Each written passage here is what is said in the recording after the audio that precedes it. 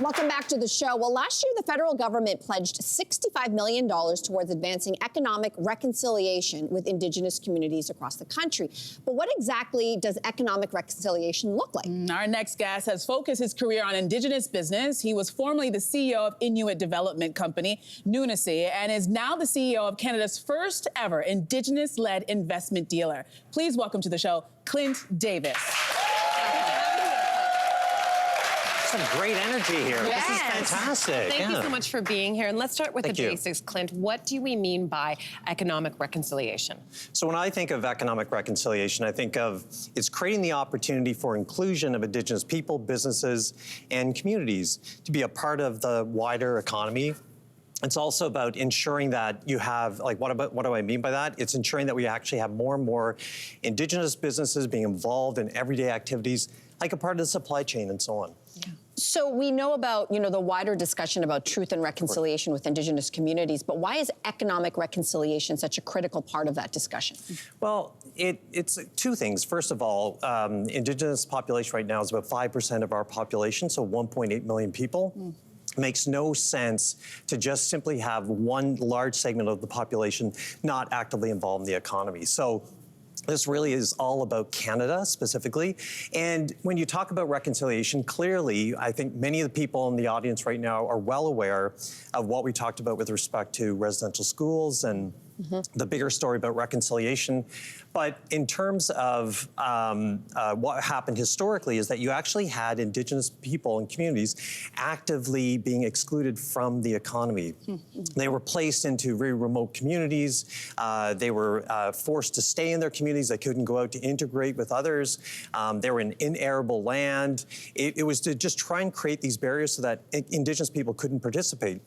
And this has happened over decades, over 100 years. And so right now, the situation has come to a point where we have been so disadvantaged, we need to have this focus today. And that also leads to my next question, because it's important for everybody to understand the barriers that Indigenous communities and business owners currently face when it comes to participating in our economy. In fact, if an Indigenous person is seeking capital, for example, what are some of the challenges they would be up against that a non-Indigenous person would not experience? Yeah.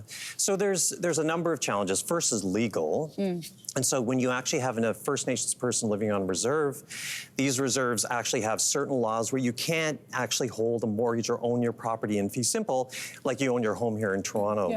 So they can't actually mortgage that to set up and get capital to start a business. So that's a huge problem. Some banks have been able to get around that, which is fantastic, but not every community actually has that. The other is just the perception. There's a perception of risk, a perception that Indigenous people are opposed to development, opposed to business, that we don't have the capacity, and nothing could be further from the truth. Well, that's important to mention.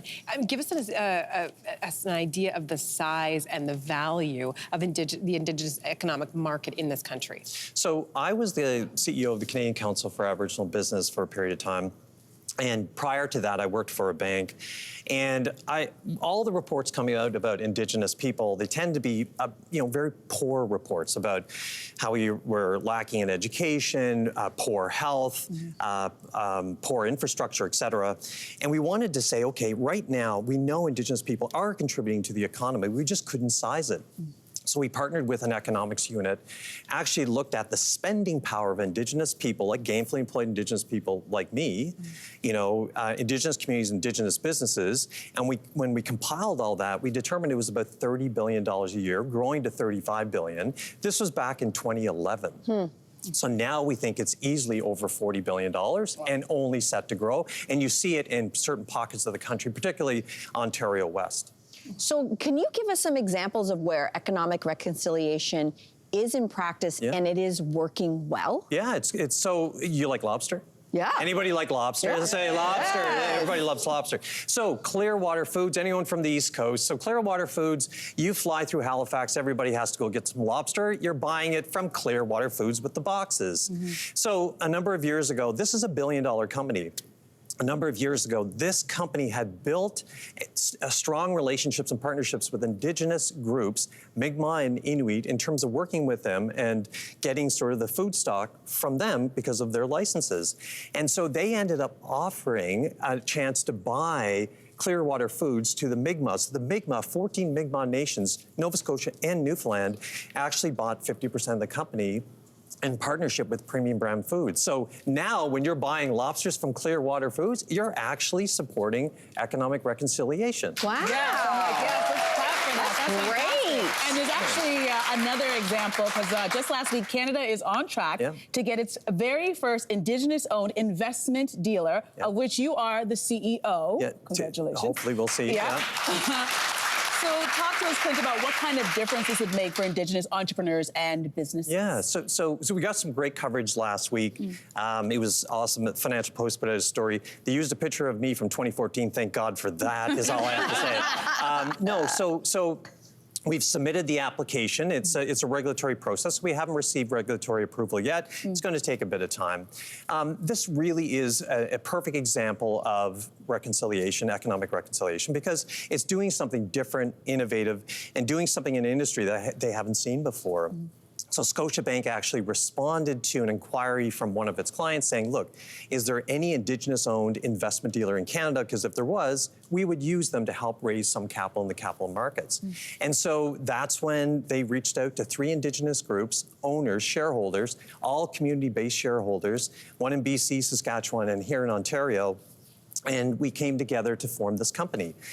It's going to have a very positive impact for a couple of reasons. First of all, it's going to create value for those Indigenous shareholders who will then take capital back for the benefit of their people and programs. The second is we're focusing on training, developing, and supporting young Indigenous people to consider capital markets.